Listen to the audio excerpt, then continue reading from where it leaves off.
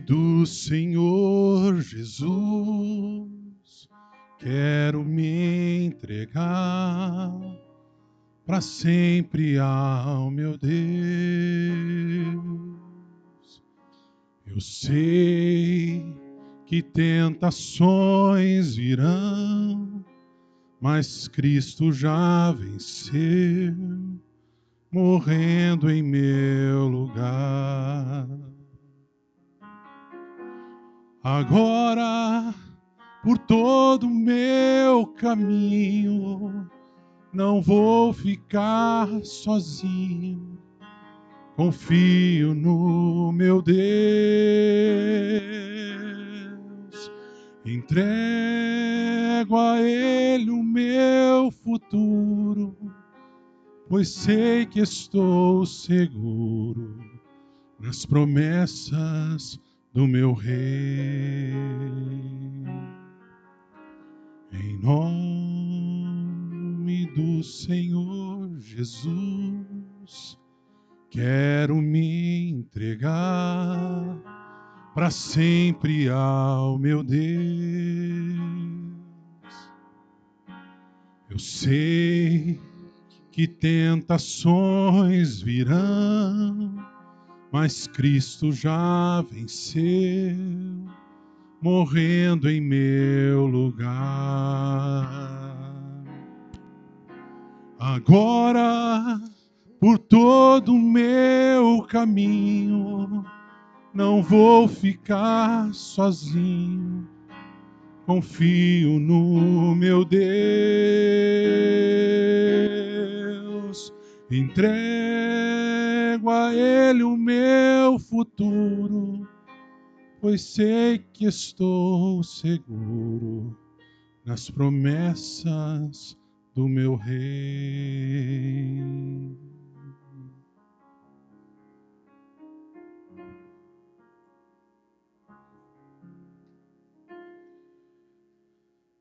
Graças nós te damos, Senhor, porque somos seguros no cuidado de Jesus.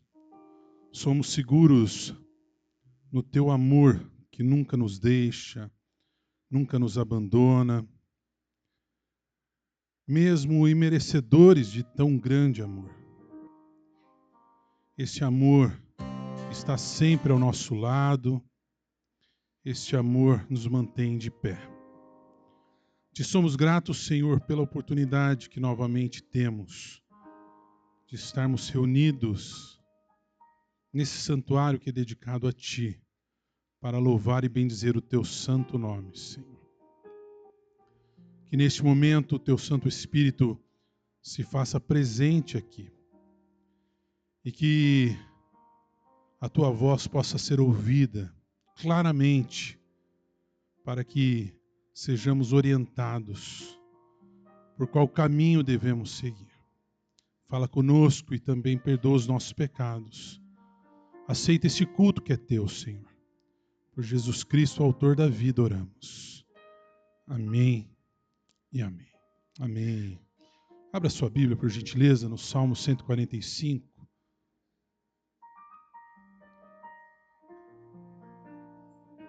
Salmo 145.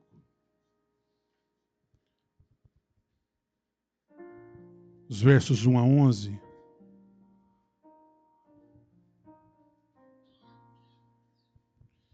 Vamos estar lendo esse salmo de forma alternada. Exaltar-te-ei, ó Deus meu e Rei. Bendirei o teu nome para todo sempre.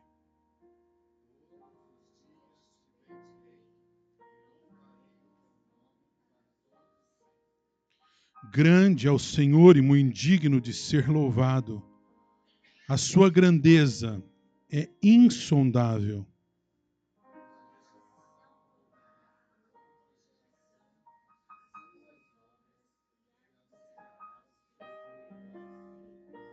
Meditarei no glorioso e esplendor da tua majestade e nas tuas maravilhas.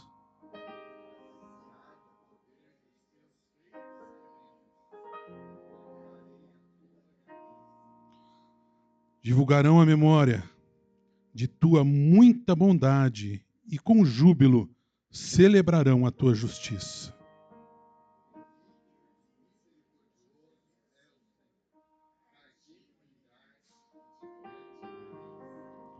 O Senhor é bom para todos, e as suas ternas misericórdias permeiam todas as suas obras.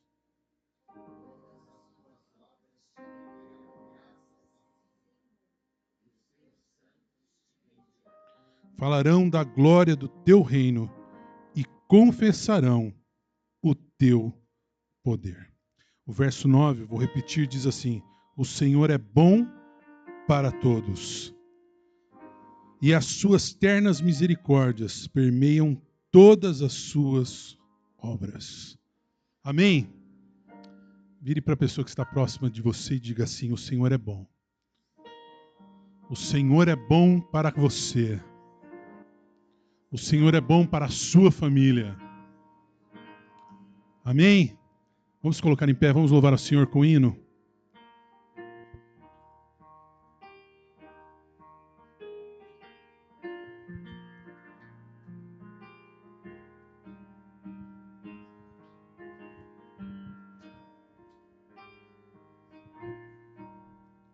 Careço de Jesus, de ti, meu Salvador, somente a tua voz tem para mim valor. De ti, Senhor, careço, do teu amparo sempre, ó, dá-me a tua bênção, aspiro a ti. Careço de Jesus, unido a ti, Senhor. Pecado e tentação não mais terão vigor. De ti, Senhor, careço, do teu amparo sempre. Ó, dá-me a tua bênção, aspiro a ti. Careço de Jesus, vem dar-me ao coração o gozo de viver em santa retidão. De ti, Senhor, careço, do teu amparo sempre. Ó, dá-me a tua bênção, aspiro a ti. Careço de Jesus, nas trevas ou na luz. Sem ti a vida é vã, sou pobre sem Jesus. De ti, Senhor, careço, do teu amparo sempre. Ó, dá-me a tua bênção, aspiro a ti. Careço de Jesus, viver desejo aqui, ligado mais e mais, ó Salvador, a ti. De ti, Senhor, careço, do teu amparo sempre, ó, dá-me a tua bênção, aspiro a ti. De ti, Senhor, careço, do teu amparo sempre, ó, dá-me a tua bênção, aspiro a ti. Amém. Você pode se sentar?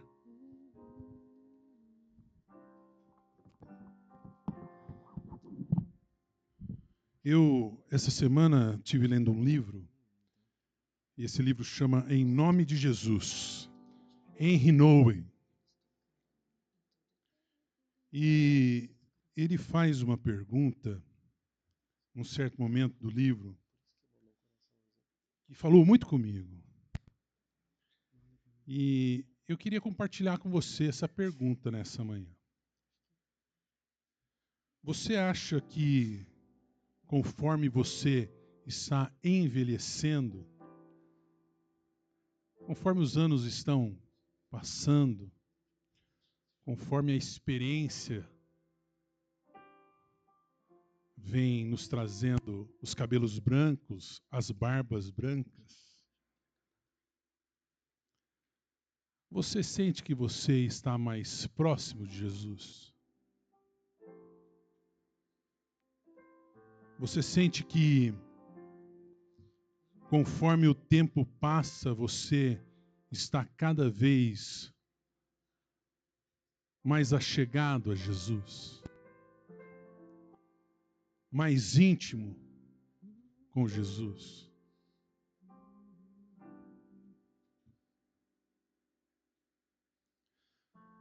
Convido você a baixar sua cabeça e meditar um pouquinho a respeito disso neste momento.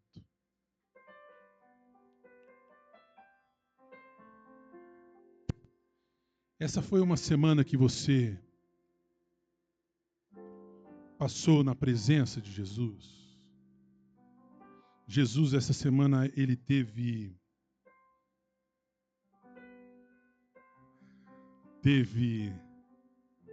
lugar na sua vida, na sua família.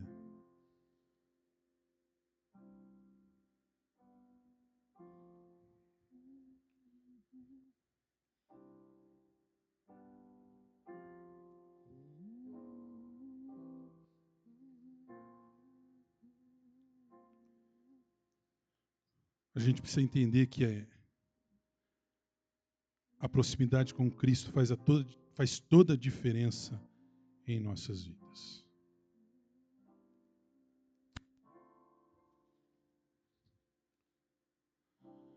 Senhor, neste momento, na tua presença,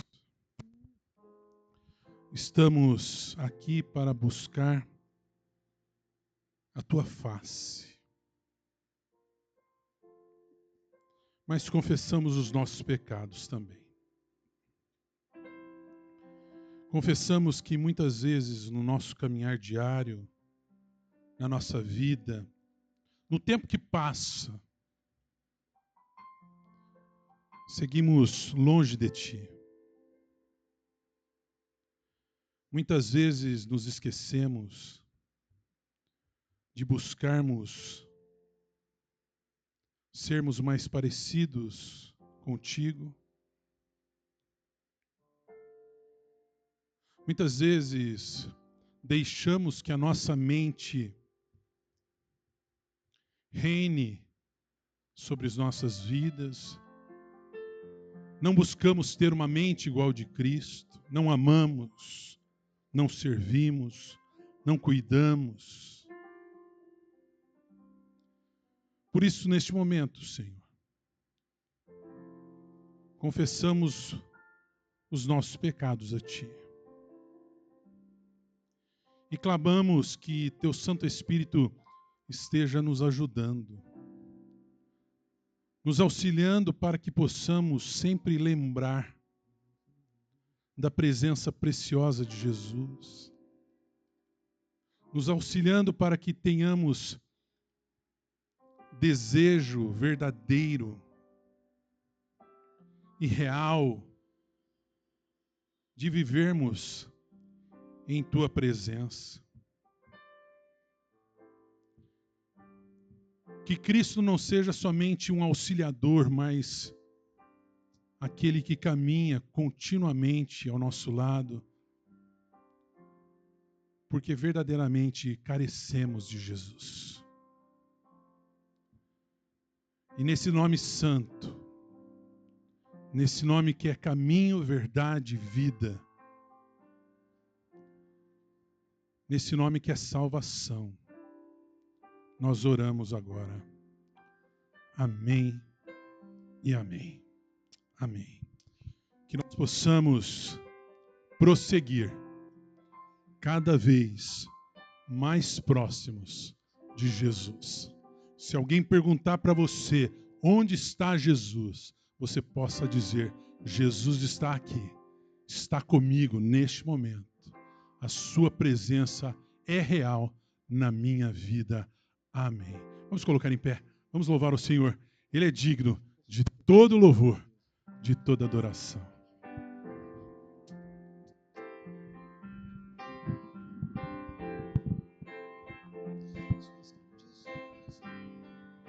As palmas. Amém. Grande é o Senhor, grande é o Senhor, suas obras não têm fim, seus olhos estão sobre mim. Grande é o Senhor, grande é o Senhor, suas grandes obras não têm fim, seus olhos estão sobre mim. Sobre toda a terra tu és o rei, sobre as montanhas e o pôr do sol. Uma coisa só, meu desejo é: vem reinar de novo em mim, reina em mim com teu poder, sobre a escuridão, sobre os sonhos meus. Tu és o Senhor de tudo que sou. Vem reinar em mim, Senhor, reina em mim com teu poder, sobre a escuridão e sobre os sonhos meus. Tu és o Senhor de tudo que sou. Vem reinar em mim, Senhor. Pararam, pararam, pararam, pararam, pararam, pararam, pararam, pararam, pararam, pararam, pararam, pararam. Sobre o meu pensar, tudo que eu falar, faz-me refletir a beleza que há em ti. Tu és para mim mais que tudo aqui. Vem reinar de novo em mim, reina em mim com teu poder, sobre a escuridão, sobre os sonhos meus. Tu és o Senhor de tudo que sou. Vem reinar em mim, Senhor. Reina em mim com teu poder, sobre a escuridão, sobre os sonhos meus. Tu és o Senhor de tudo que sou. Vem reinar em mim, Senhor. Vem reinar em mim, Senhor. Vem reinar em mim, Senhor.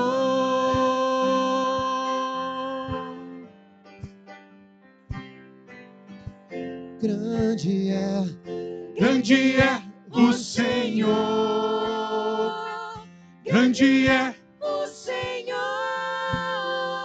suas grandes obras não têm fim, seus olhos estão sobre mim. Grande é o Senhor, grande é o Senhor. Suas grandes obras não têm fim, seus olhos estão sobre mim. Amém. Aleluia.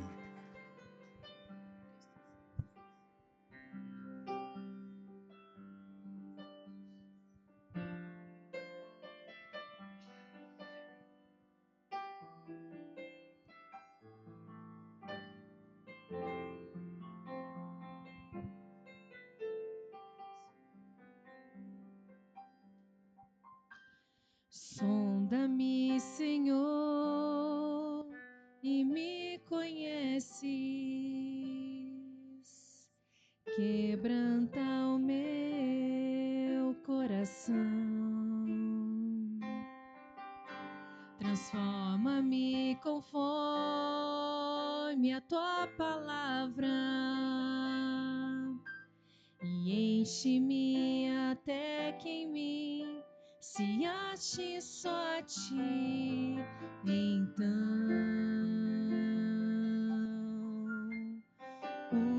usa-me, Senhor, usa-me como um farol que brilha à noite, como ponte sobre as águas, como abrigo num deserto, como flecha que acerta o alvo. Eu quero ser usado da maneira que te agrade, em qualquer hora e em qualquer lugar. Eis aqui a minha vida, usa-me, Senhor, usa-me. Sonda-me, Senhor, e me conheces. Quebranta o meu coração. Transforma-me conforme a tua palavra e enche-me até que em mim se ache só a ti. Então, usa-nos, Senhor. Usa-me, Senhor. Usa-me como um farol que brilha à noite, como ponte sobre as águas, como abrigo num deserto, como flecha que acerta o alvo. Eu quero ser usado da maneira que te agrade, em qualquer hora e em qualquer lugar. Eis aqui a minha vida, usa-me, Senhor, usa-me. Sonda-me, quebranta-me, transforma-me, enche-me e usa-me. Sonda-me, sonda-me, quebranta-me, transforma-me, enche-me e usa-me. Sonda-me, quebranta-me, transforma-me, enche-me e usa-me, Senhor, como um farol que brilha à noite, como ponte sobre as águas, como abrigo no deserto, como flecha que acerta o alvo. Eu quero ser usado da maneira que te agrade, em qualquer hora e em qualquer lugar. Eis aqui a minha vida, usa-me, Senhor, usa-me. Você prestou atenção nesse cântico? Hã? Esse cântico é um cântico muito sério. A gente está se pondo totalmente à disposição do serviço do Senhor. E usa-me, não é usa-me como eu desejo ser usado. É como Deus deseja nos usar. Então, é você estar em Jerusalém e de repente Deus pega você e leva lá para o meio do deserto para você pregar para um eunuco etíope. Assim como ele fez com Filipe.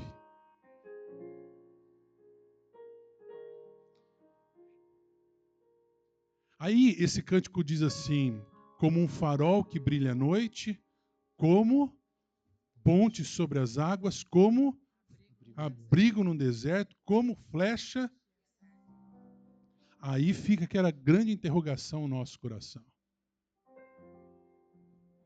Temos sido isso? Ponte que leva pessoas a Jesus? Temos sido farol que ilumina?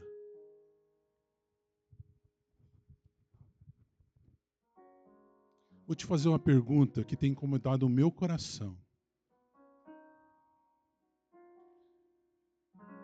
Quem está aqui hoje, que você olha aqui dentro desse templo e você fala, essa pessoa está aqui porque eu orei por essa vida. Eu discipulei essa pessoa. Eu fui ponte usado pelo Senhor para trazer essa pessoa até a presença de Jesus. Quem está aqui hoje?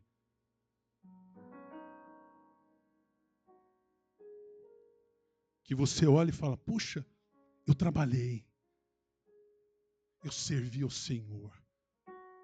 Essa pessoa está aqui porque eu batalhei, eu chorei por essa vida, eu clamei pela salvação dessa família. Não, mas isso é função pastoral, isso é o pastor que tem que fazer.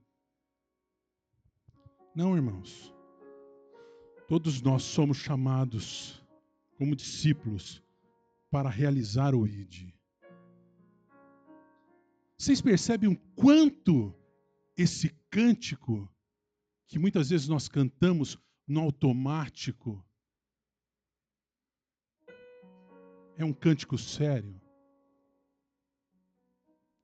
Será que realmente estamos nos permitindo ser usados por Jesus?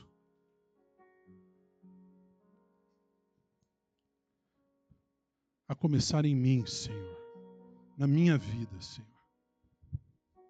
Que eu realmente possa ser, Senhor, a começar em mim, Senhor, em mim, que eu realmente possa ser ponte, Senhor, que eu possa ser farol, que eu possa ser flecha, Senhor, a começar em mim, Senhor, que no ano de 2025, Senhor, eu possa, Pai, em nome de Jesus, Senhor, trazer vidas, levar vidas aos teus caminhos, em nome de Jesus. Vamos lá de novo? Peguei o tom errado. Como um farol que brilha à noite, como ponte sobre as águas, como abrigo num deserto, como flecha que acerta o alvo. Eu quero ser usado quero ser da maneira que te agrade em qualquer hora e em qualquer lugar.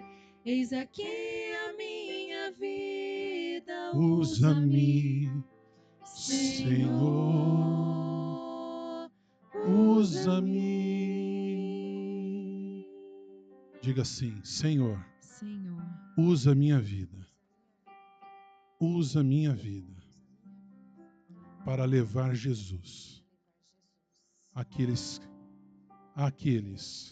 que ainda não te conhecem. Usa-me, Espírito Santo. Você tem toda a liberdade. Usa-me. Amém.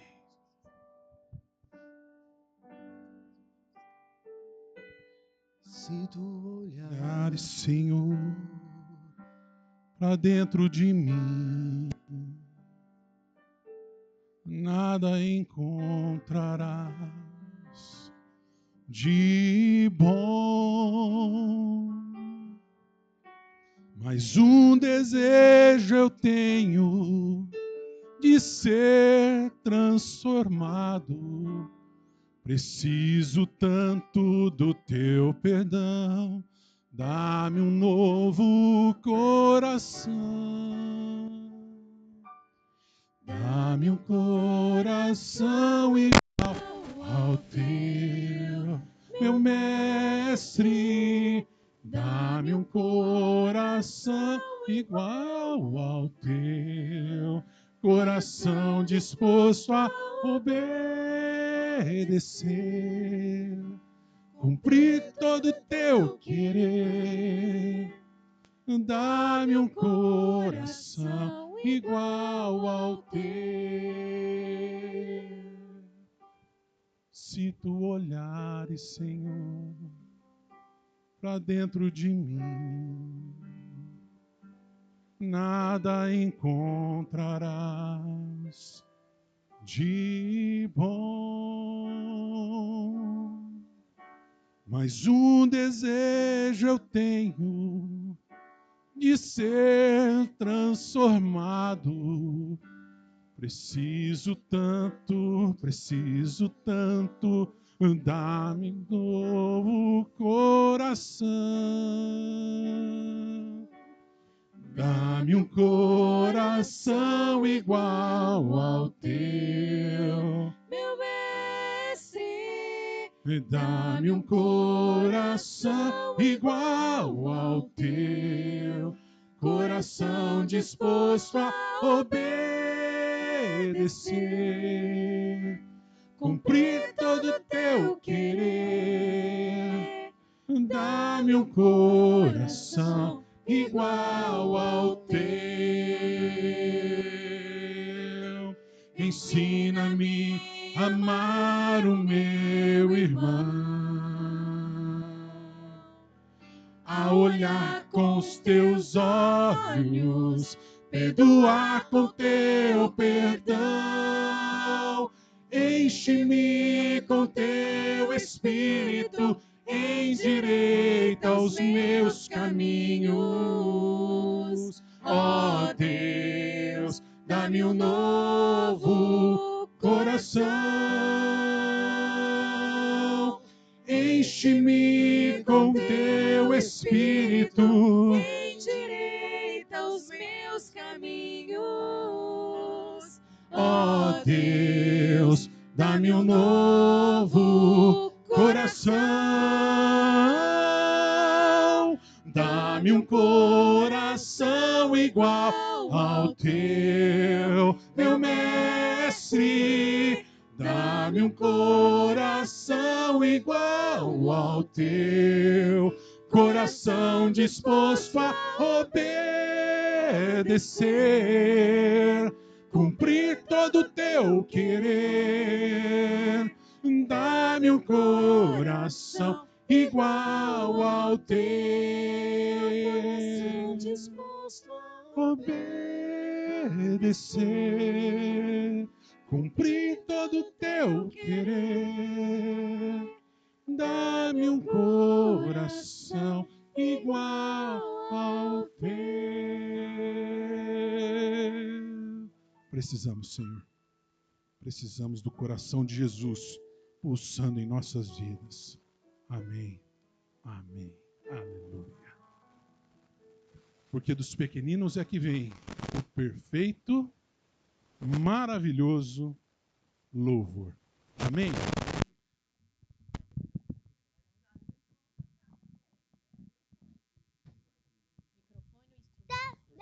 Esse instrumento hoje.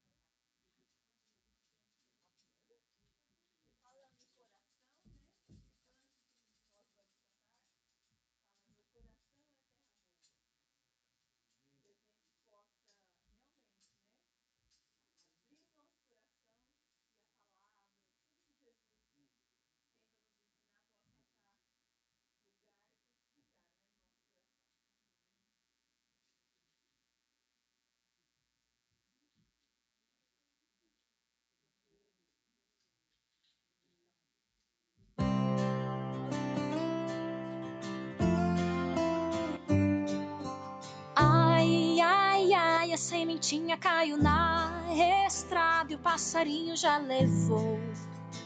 Nunca, nunca ela brotou.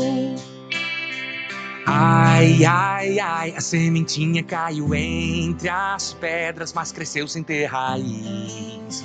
O sol secou, foi por um triz. Agora já era, hein? Meu coração é terra boa, meu coração é terra boa, para a mensagem de Jesus brotar. Meu coração é terra boa, meu coração é terra boa, para a mensagem de Jesus brotar. Ai, ai, ai, a sementinha caiu entre espinhos e até começou a crescer, mas foi sufocada até morrer. Ai, ai, ai, a sementinha caiu em terra boa e ela logo germinou. Cresceu e então frutificou. Meu coração é terra boa, meu coração é terra boa, para a mensagem de Jesus brotar. Meu coração é terra boa, meu coração é terra boa, para a mensagem de Jesus brotar.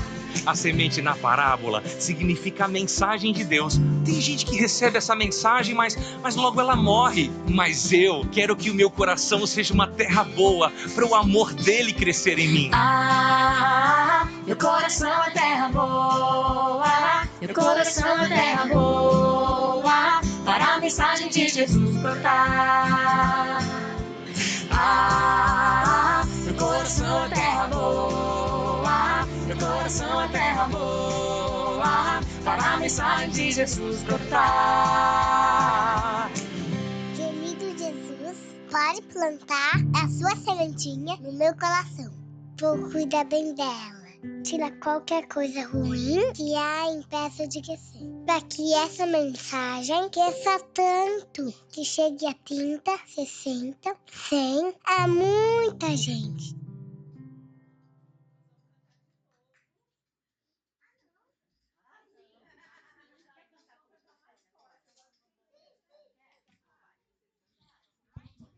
É meu. Esse é meu.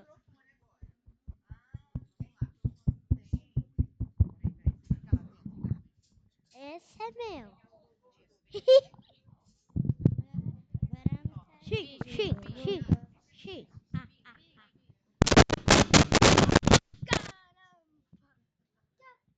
Poxa, meu cabo tá pequeno.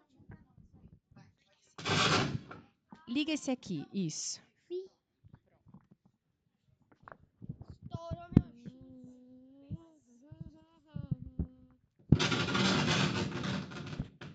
som. Não pode nem encostar no microfone mais. Som.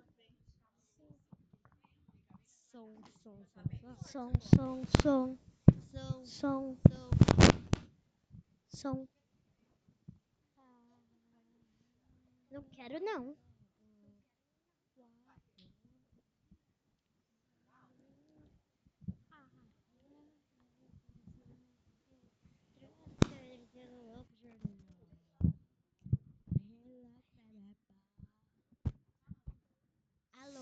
Alô. Som. Alô. Sim. Alô. Sim.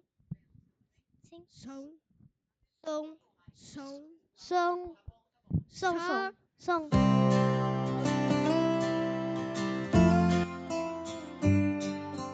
Ai, ai, ai, a sementinha caiu na estrada e o passarinho já levou.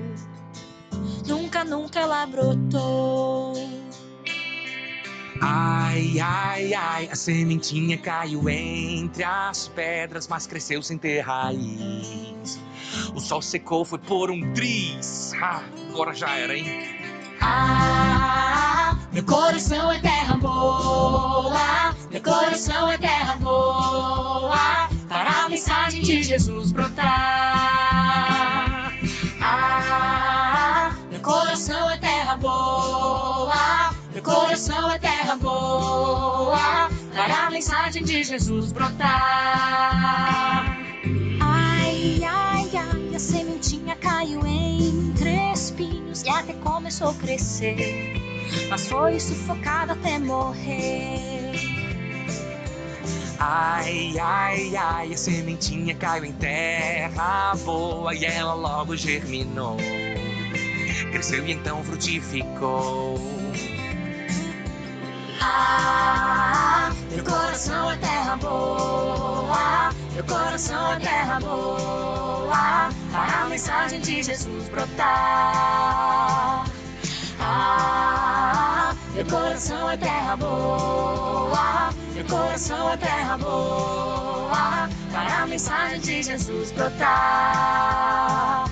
A semente na parábola significa a mensagem de Deus. Tem gente que recebe essa mensagem, mas logo ela morre. Mas eu quero que o meu coração seja uma terra boa, para o amor dele crescer em mim. Ah, meu coração é terra boa, meu coração é terra boa, para a mensagem de Jesus brotar. Ah, meu coração é terra boa, meu coração é terra boa, para a mensagem de Jesus brotar. Querido Jesus, pode plantar a sua sementinha no meu coração. Vou cuidar bem dela. Tira qualquer coisa ruim que a impeça de crescer. Para que essa mensagem cresça tanto que chegue a 30, 60, 100, a muita gente.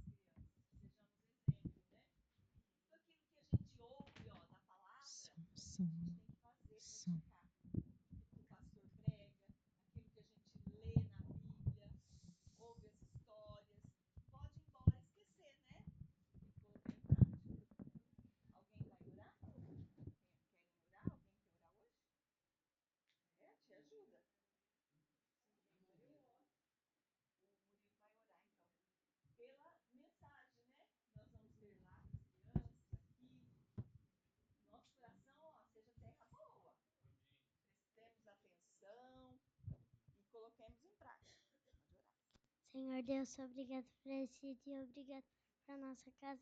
E, Senhor, obrigado por o que a gente está aprendendo nesse momento, Senhor. Obrigado por essa aula que estão acontecendo hoje, Senhor. Obrigado por todas essas pessoas aqui que são abençoadas por Senhor, tu, Senhor Deus. Amém.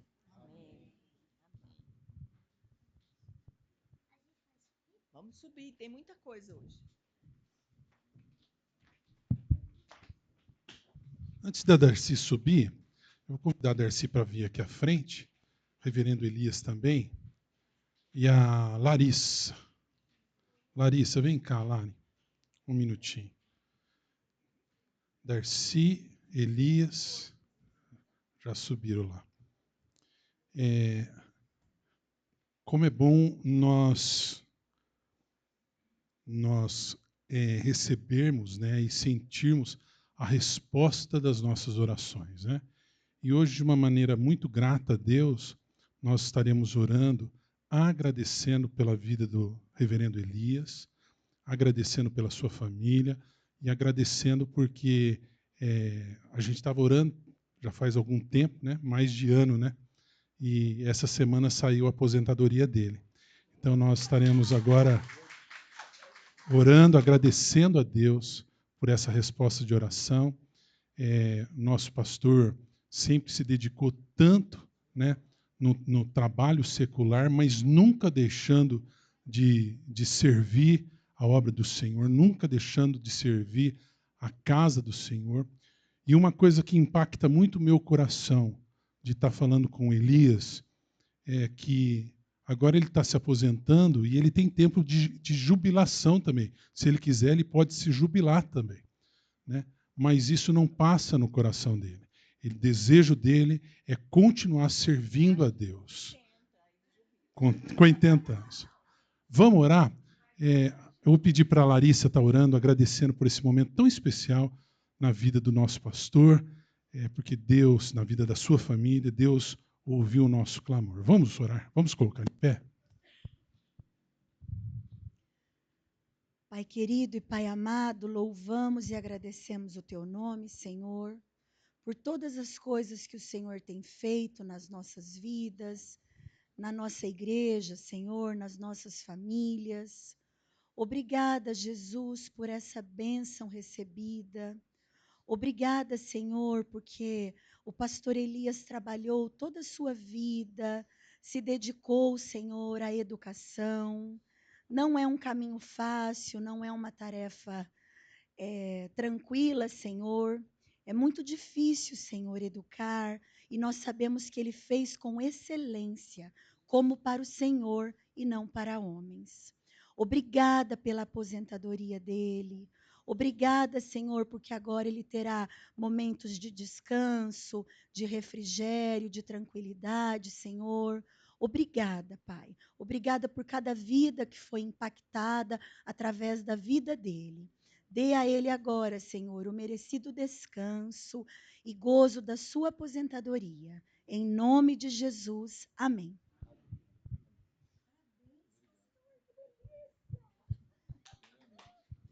Agora tem uma companhia. Os aposentados. Companhia. Que delícia. Os irmãos podem se assentar?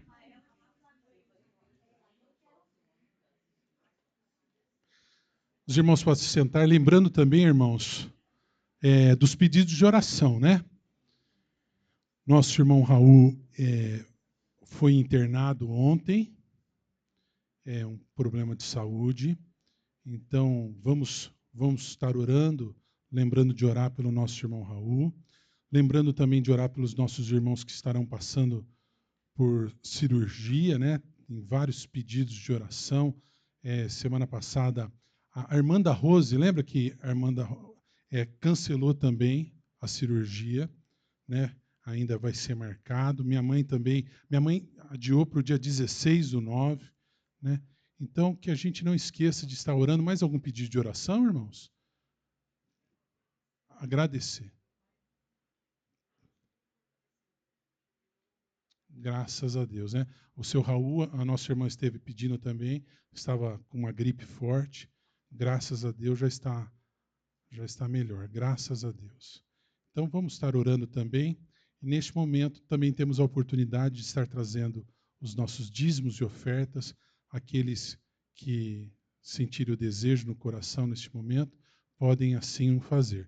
Nós sabemos que a grande maioria dos irmãos tem feito de forma digital, através dos PIX, da transferência bancária, né, que nós temos oportunidade, mas se alguém veio para fazer hoje aqui, então vamos orar, então agradecendo os dízimos e ofertas que foram levantados. A irmã pode vir.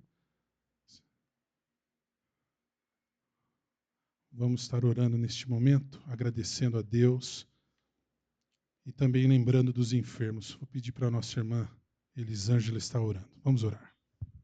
Oremos. Soberano Deus, eterno Pai, obrigada, meu Deus, por essa manhã tão linda. Obrigada, Senhor, pelas nossas vidas. Pai, abençoa as pessoas que estão enfermas, Senhor, que o Senhor esteja enviando o Teu Espírito Santo, Senhor, para que elas melhorem, que elas sarem, Senhor Jesus. Entra com providência, Pai, em cada enfermo, Pai, em nome de Jesus. Pai, que o Senhor Deus esteja abençoando os dízimos e ofertas, em nome de Jesus. Amém. E hoje nós temos então a oportunidade de ouvir a palavra do Senhor ministrada por um homem aposentado.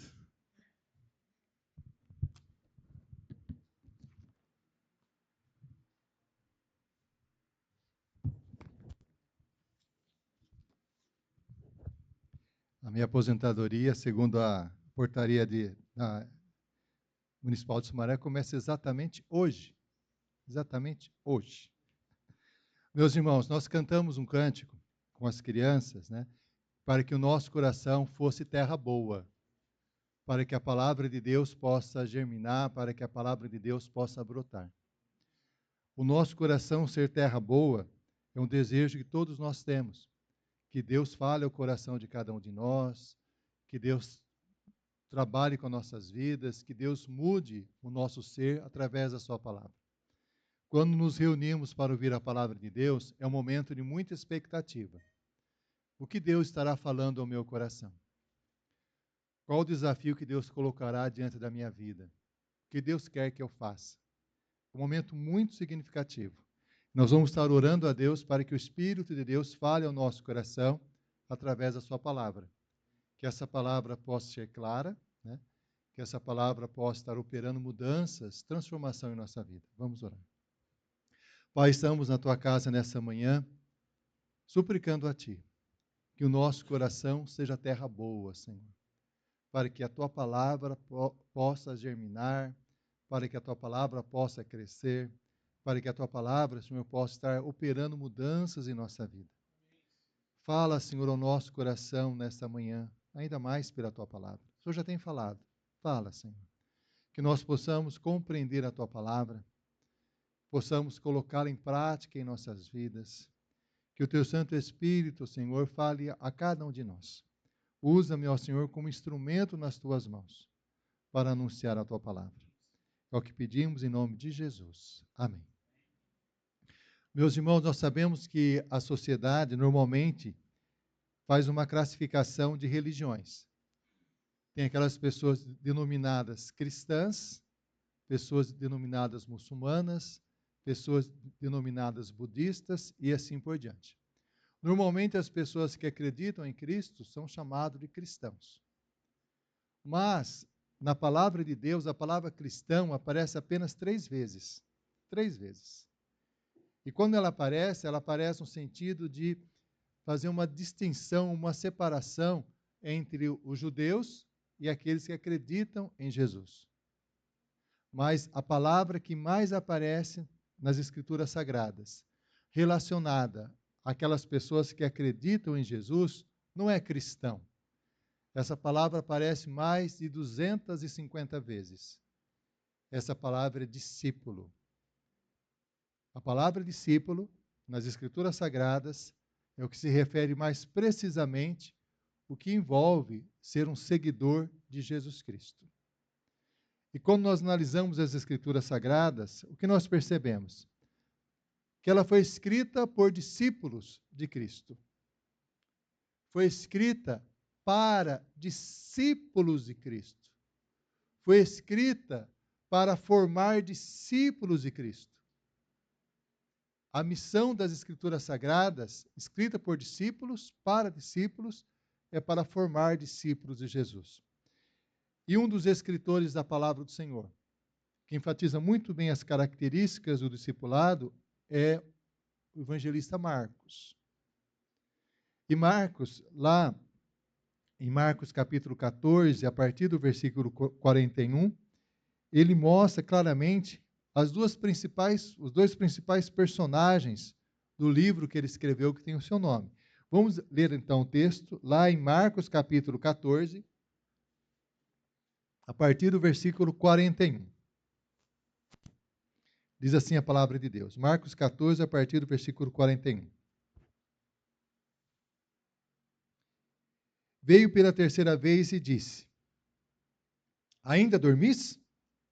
E repousais? Basta, chegou a hora. O Filho do Homem está sendo entregue na mão dos pecadores. Levantai-vos, vamos. Eis que o traidor se aproxima. E logo falava ele ainda, quando chegou Judas, um dos 12, e com ele vinha, da parte dos principais sacerdotes, escribas e anciãos, uma turba, com espadas e porretes. Ora, o traidor tinha lhes dado esta senha: aquele a quem eu beijar é esse, prendei-o e levai-o com segurança. E, logo que chegou, aproximou-se, disse-lhes: mestre, e o beijou.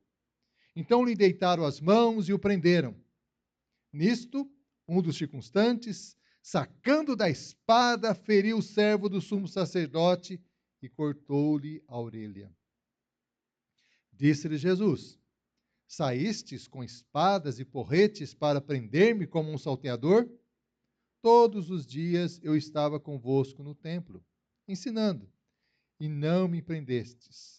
Contudo, é para que se cumpram as Escrituras. Então, deixando-o, todos fugiram. Seguiam um jovem, coberto unicamente com um lençol, e lançaram-lhe a mão.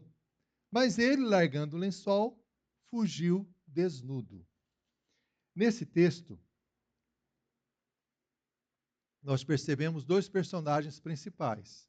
Um deles é o próprio Senhor Jesus.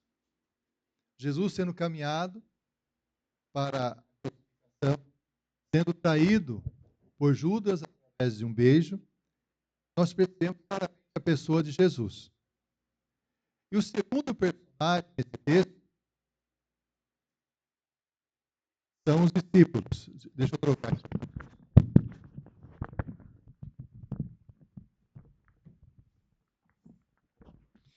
E o segundo personagem desse texto são os discípulos. O que nós percebemos claramente? A grandiosidade de Jesus orando, Jesus corrigindo os seus discípulos, Jesus caminhando para a cruz, Jesus advertindo as pessoas que vieram para prendê-lo, e ao mesmo tempo que nós percebemos os discípulos de Jesus fugindo. Assim que Jesus foi preso, os discípulos fugiram. E o texto também mostra um jovem, lá no versículo 52, um jovem, seguiu um jovem coberto unicamente com um lençol e lançaram-lhe a mão. Mas ele, largando o lençol, fugiu desnudo. Um jovem também fugindo. E os comentaristas são unânimes em relação a isso. Esse jovem é o próprio autor desse livro, que é o Evangelho de Marcos. Era Marcos. Marcos retratando os discípulos de Jesus, não de uma forma vigorosa, não de uma forma poderosa, mas de uma forma extremamente frágil. Enquanto ele mostra a grandiosidade de Jesus, ele mostra a fragilidade dos discípulos.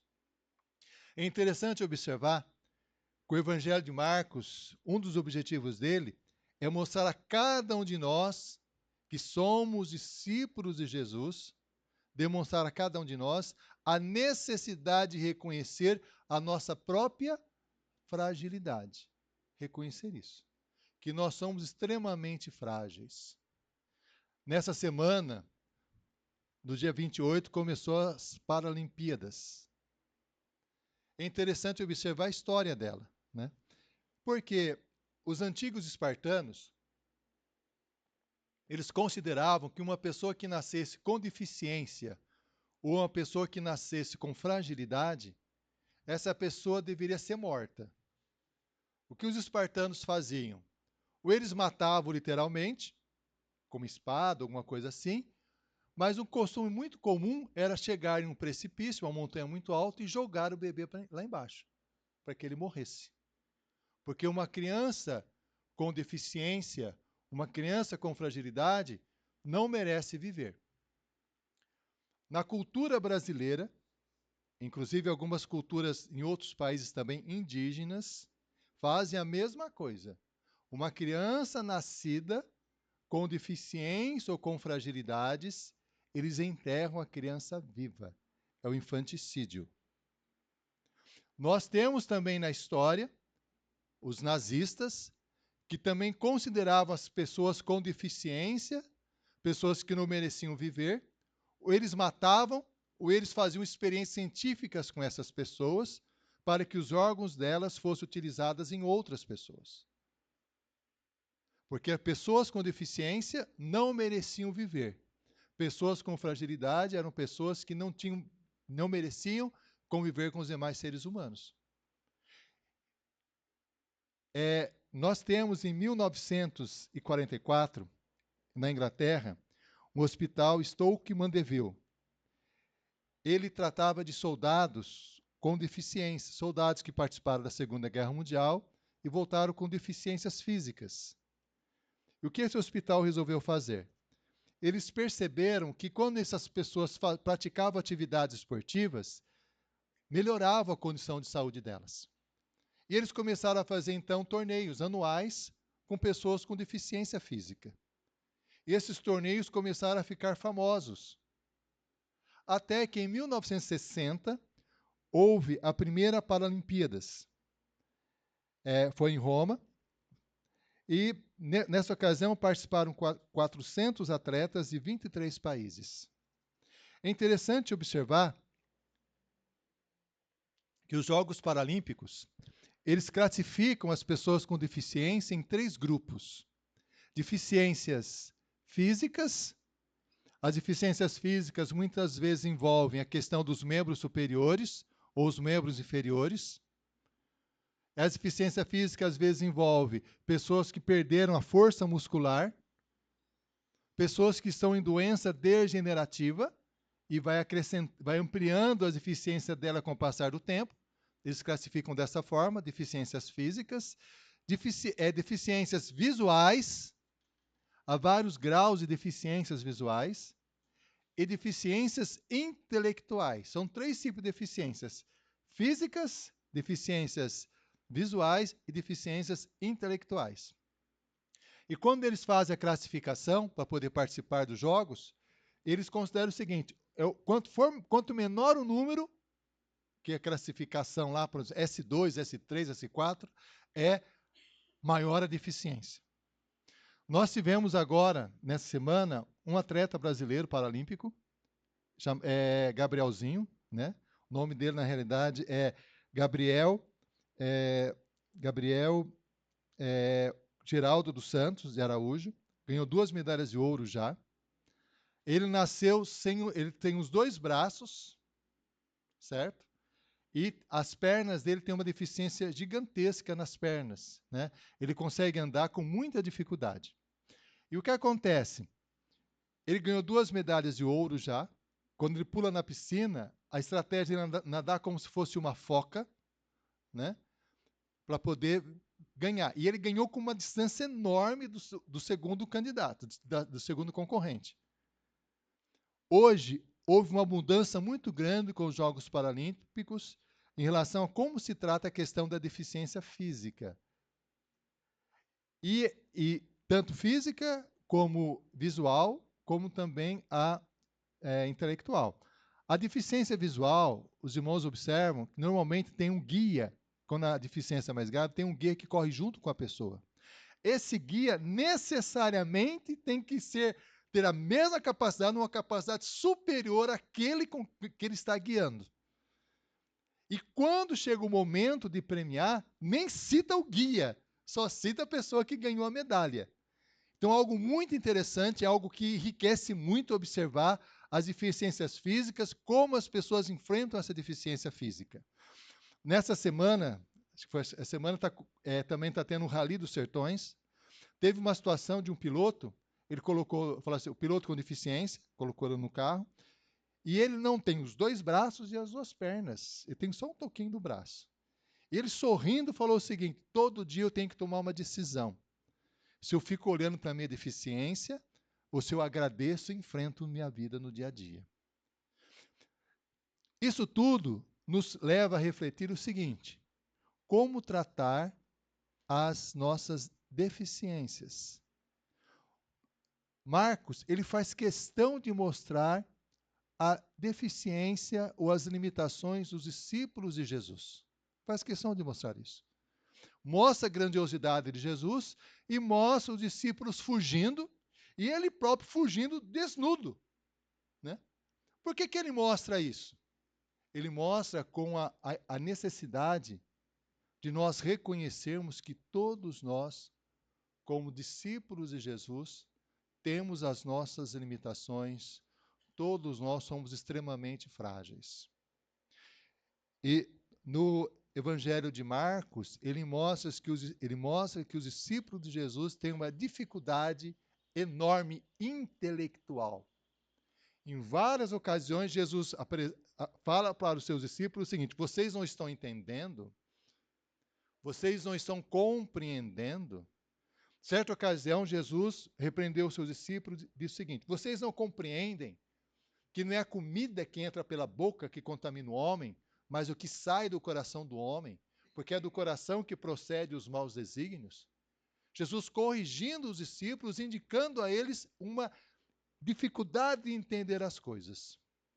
Jesus multiplicou os pães e os discípulos tendo dificuldade de entender que é Jesus que sustenta a vida deles, porque logo em seguida os discípulos começam a questionar uma colocação que Jesus fala sobre o fermento dos fariseus. Os discípulos começaram a dizer: será porque nós não trouxemos pão? Jesus novamente: vocês estão com o coração endurecido? Vocês não estão entendendo que eu que sustento a vida de vocês? Vocês não perceberam que eu multipliquei os pães e saciei 5.000 homens, sem considerar as mulheres e crianças? Então, Marcos mostra a dificuldade dos discípulos de compreenderem a palavra de Deus, de compreenderem a grandiosidade de Deus. Quando olhamos para nós, no nosso dia a dia, nós percebemos também a mesma coisa. Muitas vezes nós temos dificuldade de compreender a grandiosidade de Deus. Temos dificuldade de compreender que Deus cuida de nós, que Deus nos sustenta, que Deus está ao nosso lado o tempo todo. Temos essa dificuldade. Os discípulos também tinham. Os discípulos têm uma dificuldade também de visão. Não compreenderem, não conseguem enxergar que tudo está na mão de Deus, que tudo tem a direção de Deus, uma deficiência visual e espiritual muito grande. Os discípulos, dificuldade também física, morrendo de medo, uma fraqueza enorme de enfrentar a situação. Tanto os discípulos fugiram, como também Marcos fugiu naquela ocasião, mostrando toda a fragilidade dele. Não tenho força em enfrentar essa dificuldade, é algo muito difícil para mim. Então o Evangelho de Marcos, ele mostra muito a fragilidade e a deficiência dos discípulos. E nós somos frágeis também. Mas, ao mesmo tempo, Marcos mostra o seguinte: apesar de toda essa fragilidade, os discípulos reconhecem a grandiosidade de Jesus. Marcos mostra isso claramente lá no capítulo 8, quando ele fala o seguinte, quando Jesus perguntou: o que dizem os homens que eu sou? Responderam: João Batista, outros Elias, mais outros alguns dos profetas. Então lhes perguntou: e vós, quem dizeis que eu sou? Respondendo Pedro, lhe disse: tu és o Cristo. Isto é, ele mostra, Marcos, que os discípulos reconheciam a grandiosidade de Jesus. Reconheciam isso. Para ser um discípulo de Jesus, uma necessidade fundamental, essencial, é a mesma: reconhecer as nossas fragilidades. Reconhecer que nós somos frágeis. Entretanto, esse reconhecimento não significa nos limitarmos a essas fragilidades. Não significa falar: eu sou frágil mesmo espiritualmente, eu sou fraco mesmo, eu não consigo mesmo, e jogar a toalha. De forma nenhuma. Porque o que Marcos mostra? Que o discípulo de Jesus reconhece a sua fragilidade, mas para vencê-la, ele se submete inteiramente e completamente a Jesus Cristo. Marcos mostra algo muito importante. Mostra o seguinte, que para vencer a deficiência é necessário se submeter totalmente ao Senhor Jesus. Quando nós pensamos no esporte paralímpico, o Gabrielzinho não tem os braços e tem uma deficiência enorme nas pernas. Para que ele possa nadar como uma foca, ele tem que desenvolver uma musculatura muito forte no abdômen. Para poder fazer isso, o técnico dele, conhecendo a necessidade dele, faz um treinamento específico para enfrentar e vencer aquela situação. É isso que ocorre, para ele poder nadar daquela forma, senão não conseguiria nadar. As pessoas que são classificadas, que têm, por exemplo, não têm os membros inferiores, não têm as pernas, eles fazem atividade física considerando isso.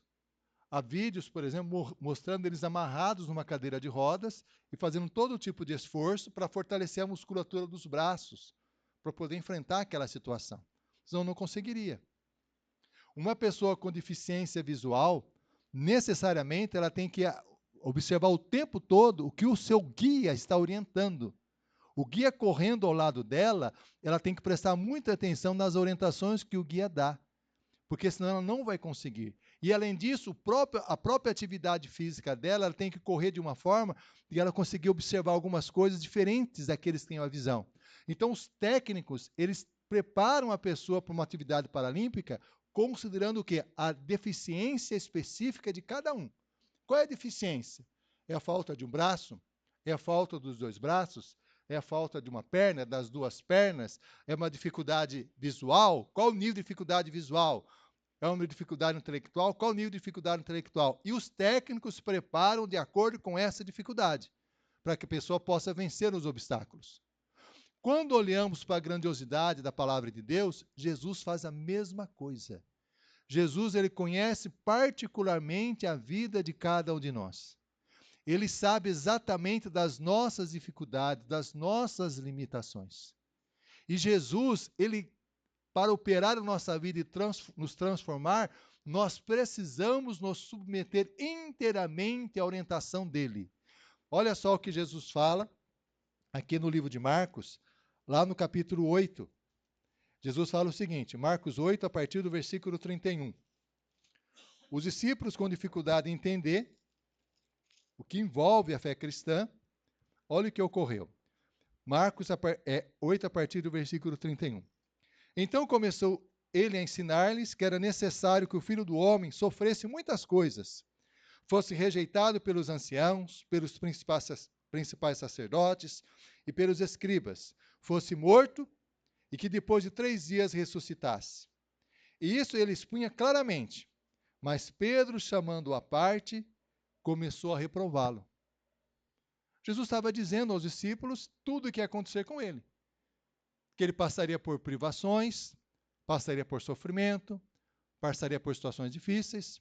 Pedro, que não conseguia entender a possibilidade de alguém servir a Deus passar pelo sofrimento, começou a reprovar Jesus. O que é isso? Sofrer? Que conversa é essa? Para com isso. Começou a repreender Jesus. Jesus, porém, voltando-se, fitando os seus discípulos, repreendeu a Pedro e disse: arreda, Satanás, porque não cogita das coisas de Deus, e sim da dos homens. Pedro não estava entendendo, não estava conseguindo perceber que a vontade de Deus muitas vezes envolve, sim, passar pelo sofrimento. Então, convocando a multidão, e juntamente os seus discípulos, disse-lhes: olha só, se alguém quer vir após mim, a si mesmo se negue, tome a sua cruz e siga-me. Se alguém quer ser meu discípulo, se alguém quer ser meu aluno, vai ter que submeter a minhas orientações. Vai ter que negar a si mesmo, vai ter que negar a sua forma de ver a realidade, a sua forma de interpretar as coisas, e vai precisar submeter inteiramente a minha orientação. Eu vou dizer o que você vai ter que fazer. Eu vou orientar os seus passos, eu vou guiar as suas ações. Quem quiser salvar a sua vida, perdê-la. E quem perder a sua vida por causa de mim e do Evangelho, salvá-la. Imagine um atleta paralímpico, o Gabrielzinho, por exemplo, lá que eu estou citando ele. Fala, não, eu vou decidir o treino que eu vou fazer para mim mesmo. Eu vou decidir. Eu que vou determinar como vai ser a minha orientação. O que aconteceria? O técnico dele falou, então, acabou. Não vou nem conversar com você, você não tem como ser treinado por mim. Imagine a pessoa que era um deficiente visual. Fala, peraí, você vai precisar submeter a minha orientação para que você possa vencer. Mas não quero, você que não... Não, você vai ter que fazer isso. E assim por diante. Para ser um discípulo de Jesus, o que é necessário? Nós nos submetermos às suas orientações. Às vezes nós temos uma visão equivocada. Nós queremos que Jesus se submeta à nossa visão da realidade. Nós queremos que Jesus siga aquilo que nós achamos que é melhor para nós. Que ele faça uma adaptação do treino dele para nós, do jeito que é melhor para nós. Mas Jesus diz o seguinte, se alguém quiser ser meu discípulo, Se alguém quiser aprender, vai ter que se submeter. Vai ter que negar a si mesmo, tomar a sua cruz e seguir-me. Vai ter que seguir as minhas orientações, seguir os meus passos. Essa é uma das maiores dificuldades em relação ao discipulado cristão. A maior. Provavelmente uma das maiores, talvez a maior dificuldade. Porque nós temos uma facilidade gigantesca de reconhecer a nossa fragilidade. Fala, eu não consigo entender realmente a palavra de Deus, é confusa para mim. Eu tenho fraqueza física para servir a Deus. Eu tenho medos no meu coração. Eu não consigo enxergar realidades espirituais. Isso é muito fácil nós reconhecermos. E Deus também sabe das nossas dificuldades. Mas chegar para o Senhor, Senhor, eu me submeto à tua orientação. O que o Senhor quer que eu faça? Qual é a tua vontade para a minha vida? Qual é a ação que o Senhor acha que eu devo realizar? Essa é a questão fundamental do discipulado.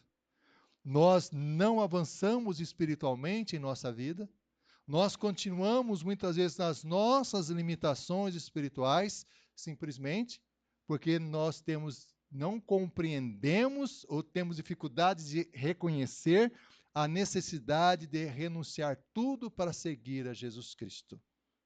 Tudo para seguir ao Senhor.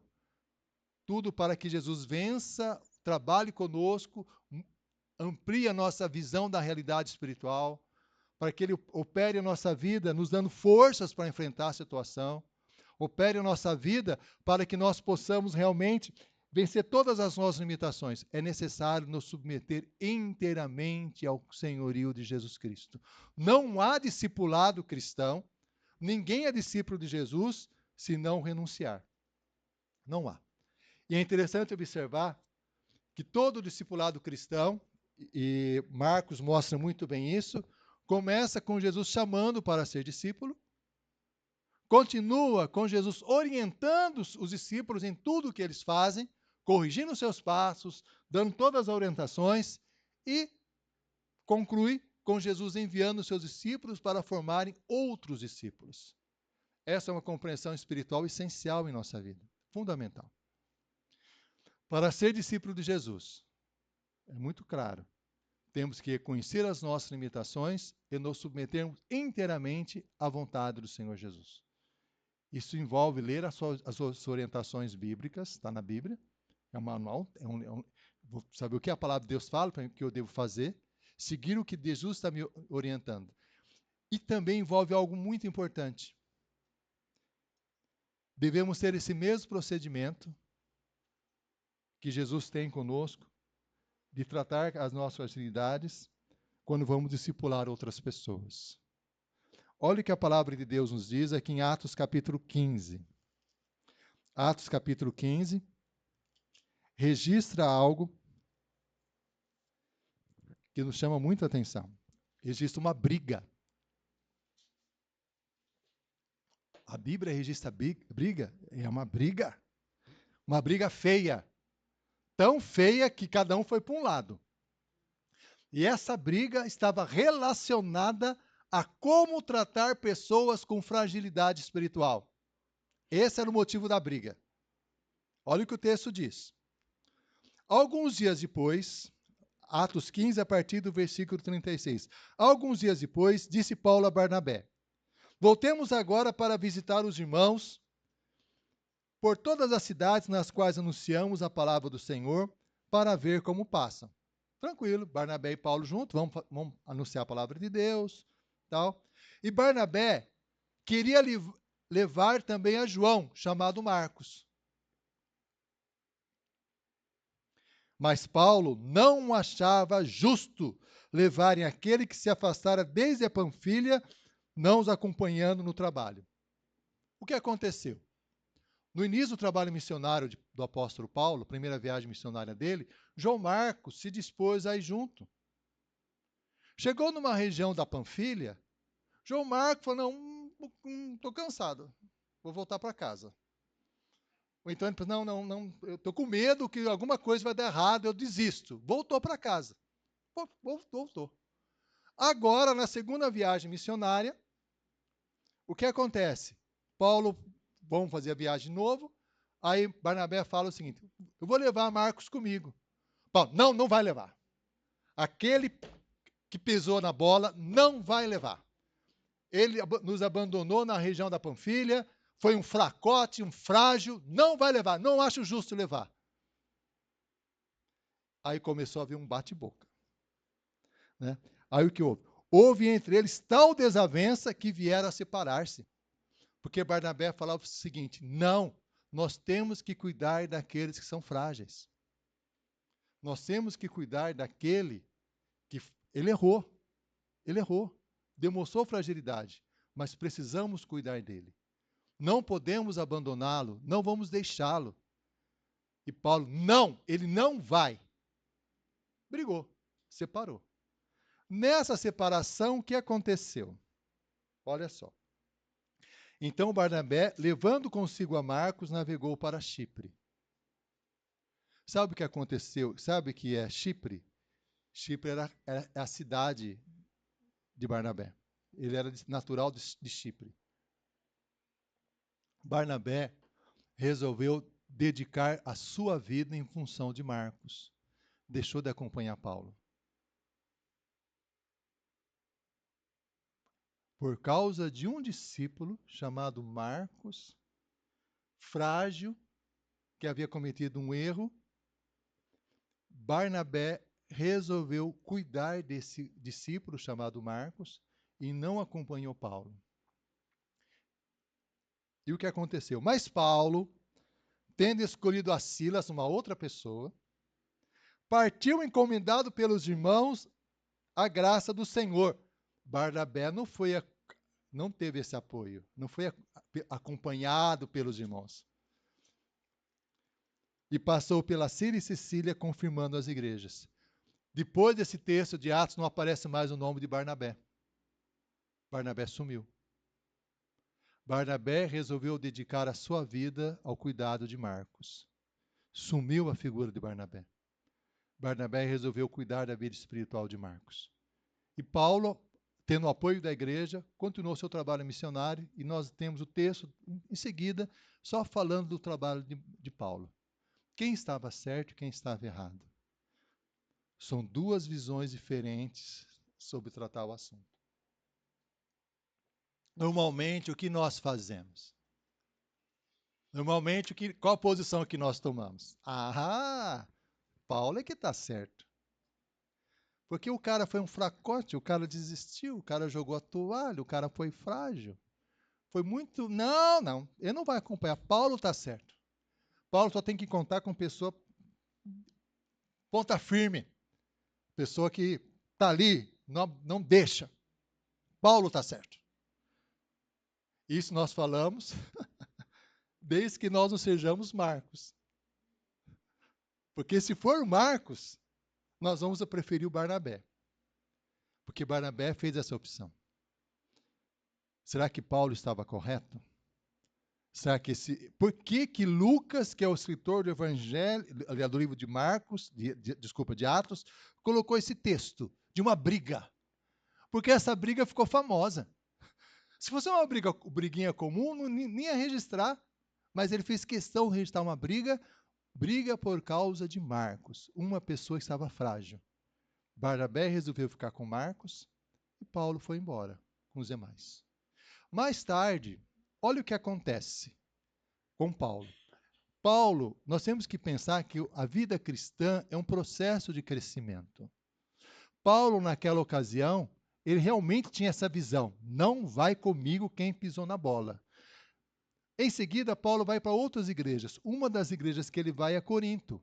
E mais tarde, Paulo escreve o livro de 1 Coríntios falando sobre a questão da força. E olha só o que ele diz. 1 Coríntios, capítulo 1. Será que Paulo mudou de opinião? 1 Coríntios, capítulo 1. Olha o que Paulo diz. 1 Coríntios, capítulo 1. A partir do versículo 26. Estamos em um processo de crescimento espiritual e Paulo também está crescendo espiritualmente. Olha o que Paulo fala em 1 Coríntios 1, 26. Irmãos, reparai, pois, na vossa vocação. Pare e observe o seu chamado. Visto que não foram chamados muitos sábios segundo a carne, nem muitos poderosos, nem muitos de nobre nascimento. Pelo contrário, Deus escolheu as coisas loucas do mundo para envergonhar os sábios, e escolheu as coisas frágeis do mundo para envergonhar as fortes. E Deus escolheu as coisas humildes do mundo e as desprezadas, e aquelas que não são, para reduzir a nada que são, a fim de que ninguém se vanglorie na presença de Deus. Em outras palavras, provavelmente Paulo percebeu que ele estava errado. Ele não deveria ter rejeitado João Marcos. A tal ponto que mais tarde, Paulo fala o seguinte, lá em Colossenses 4,10. Sauda-vos Aristarco, prisioneiro comigo, e Marcos, primo de Barnabé, sobre quem recebesse instruções. Se ele for convosco, acolhei-o. Depois, lá em 2 Timóteo 4,11, o último livro de Paulo que ele escreveu. Somente Lucas está comigo. Toma contigo Marcos e traze-o, pois me é útil para o ministério. Por que que Marcos se tornou útil para o ministério? Porque Barnabé não desistiu dele. Não desistiu dele. Quais são as pessoas que nós conhecemos que nós estamos desistindo? Achando essa pessoa já pisou na bola demais. Essa pessoa não tem mais jeito. Essa pessoa não tem condição.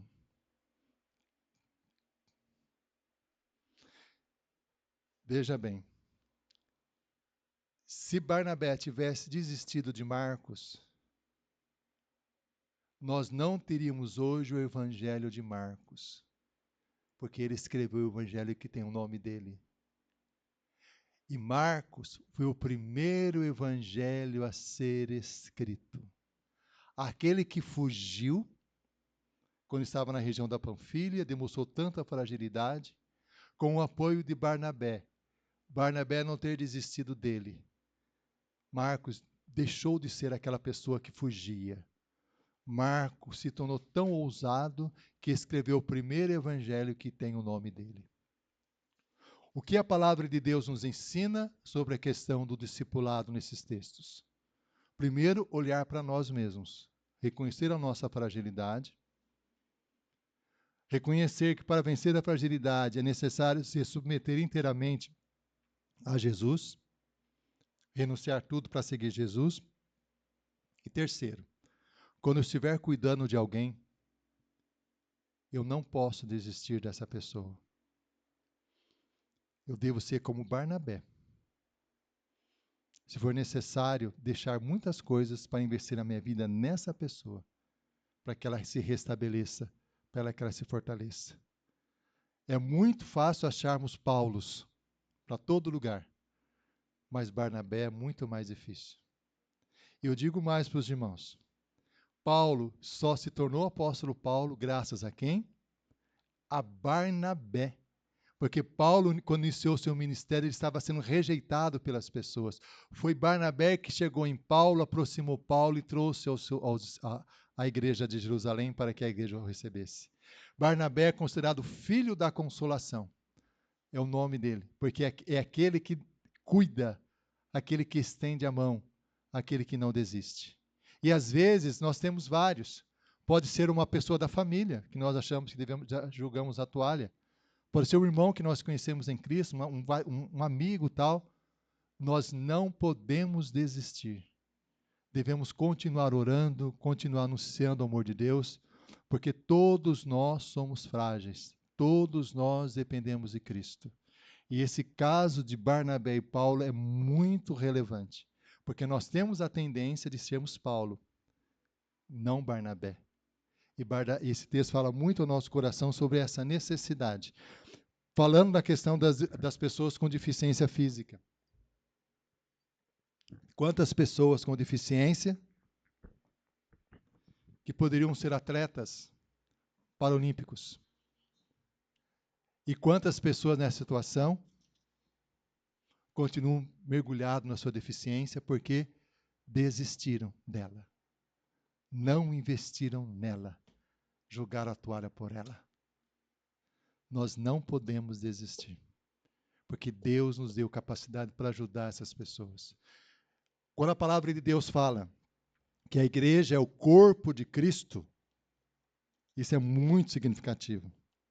Porque Cristo age na vida das pessoas através do seu corpo, que somos nós. Quais são as pessoas que Deus colocou em nossa vida para sermos Barnabé na vida delas? Ser Paulo é fácil, mas Barnabé é o desafio que Deus nos chama para ser. Que Deus nos fortaleça, que a palavra de Deus opere no nosso coração, continue trabalhando conosco, nos desafiando.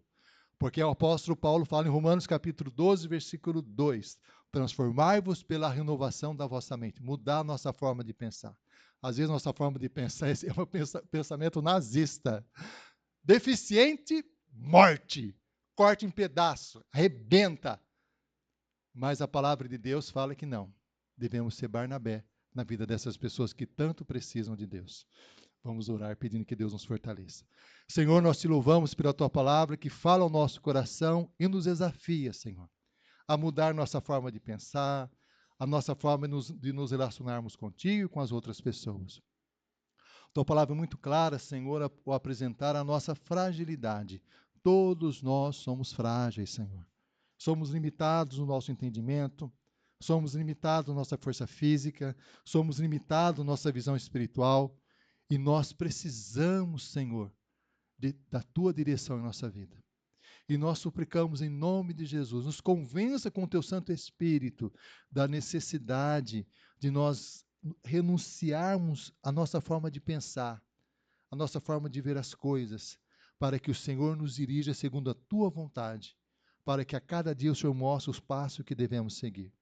Também te pedimos, Senhor, ao tratarmos das pessoas que sofrem, das pessoas com dificuldade, das pessoas com deficiência, que possamos ter a mesma postura, Senhor, de Barnabé, dedicarmos para recuperar, para restaurar essas pessoas, porque é assim que o Senhor age conosco. Nós te louvamos, Senhor, porque o Senhor nunca desistiu de nós, que nós também possamos não desistir, Senhor, das pessoas que tanto precisam do teu amor. Tudo isso nós pedimos e agradecemos no nome de Jesus. Amém. Amém.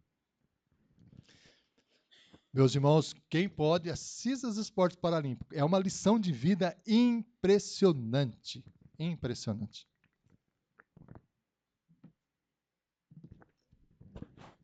O Pedro está encantado com a quantidade de medalha que a gente já ganhou. Estamos em terceiro, né? Em terceiro lugar. Irmãos, convite especial para você hoje, aniversário da nossa congregação do Jardim Aeronave. 5 anos, todos nós estamos convidados para estarmos lá, hoje às 19 horas, celebrando essa data tão importante na vida dessa amada igreja. Amém? Vamos encerrar então o culto, recebendo a bênção do Senhor, e depois já tem cafezinho aí? Tomar um cafezinho e vir para a aula. Vamos lá? Biscoitinho também, olha que benção. Que o Senhor ele nos abençoe, ele nos guarde, o Senhor sobre nós levante a luz maravilhosa e poderosa do seu rosto. O Senhor nos cubra com a sua terna e bondosa paz. Amém.